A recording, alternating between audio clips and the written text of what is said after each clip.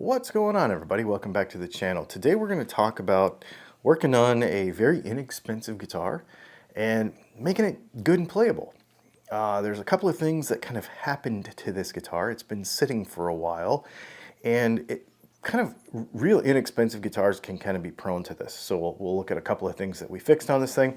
This is one of those Fender Squier PJ basses. I put a set of pickups in it and rewired it and everything, so it's all back to good now. But we're not talking about pickup stuff today. We do sell that stuff on the website. One of the things that especially more inexpensive guitars can be prone to is corrosion. There's a lot of this versus that on the internet when we start talking about costs of guitars, but one of the material differences between the more inexpensive side and a more premium side instrument is the quality of the metal that is used in the hardware and in the frets.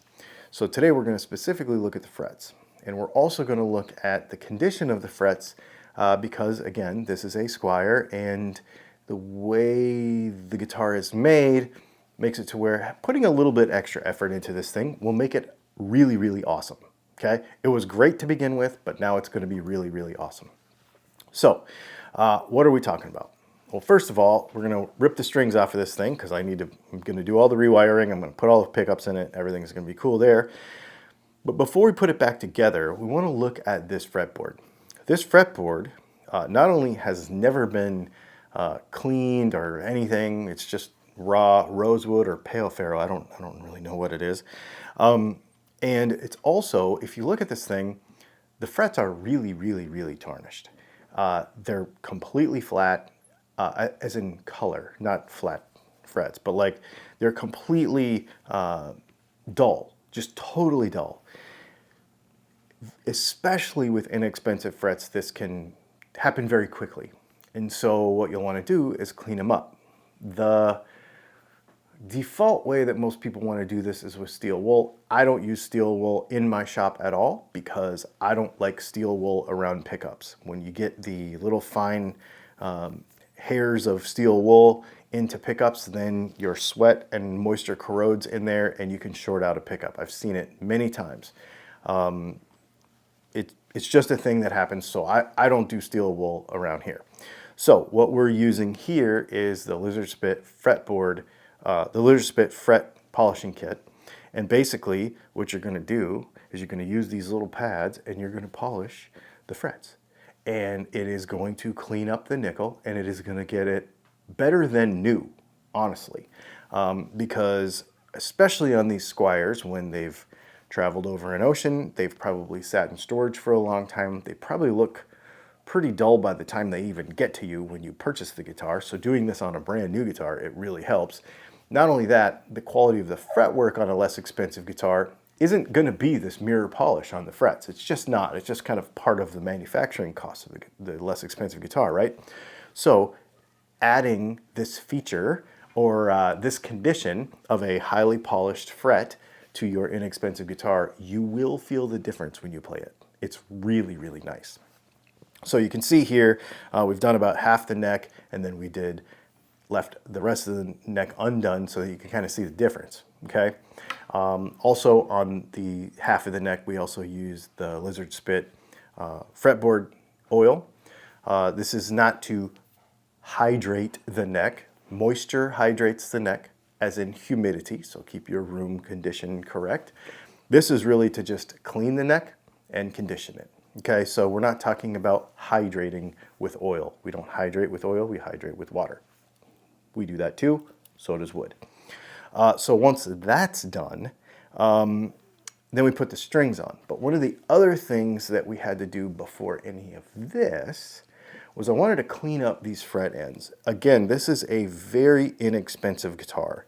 So when they clip the frets on a really inexpensive guitar, they use basically a side cutter, but there's no real hand, there's not much, if any, real hand finishing on the ends of the frets. So you get these little kind of sharp edges. When you look at a macro shot of them with a macro lens, you can see it looks like a little saw on the end of the fret.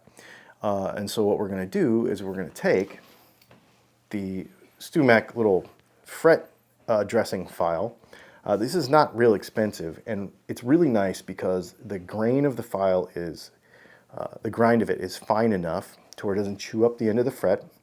And it also has a flat non-toothed edge and a round radius non-toothed edge, so that you can use this for a couple of different fret conditions and you don't mar up the neck of your guitar. If you go to like Harbor Freight or somewhere and get some cheap files, like I've got these ones here. These are Harbor Freight files, but these are much more aggressive, and they're just not made for the task.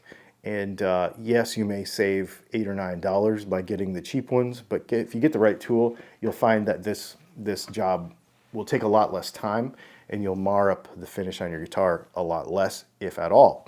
It took me about 10 minutes to just touch the ends of all of these frets.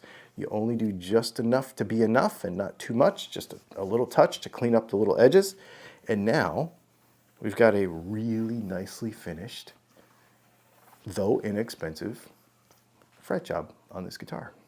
Once we polished it up, oiled the neck with the lizard spit oil, threw a set of flat wounds on here, and we're good. So now we have a very well playing, very good feeling, yet very inexpensive guitar. Now, besides the pickups and all that, of course that's, whatever the pickups cost, so pickups and wiring and all that kind of stuff, that's its own cost. But when it really comes down to really getting the playability of the instrument right, hey buddy,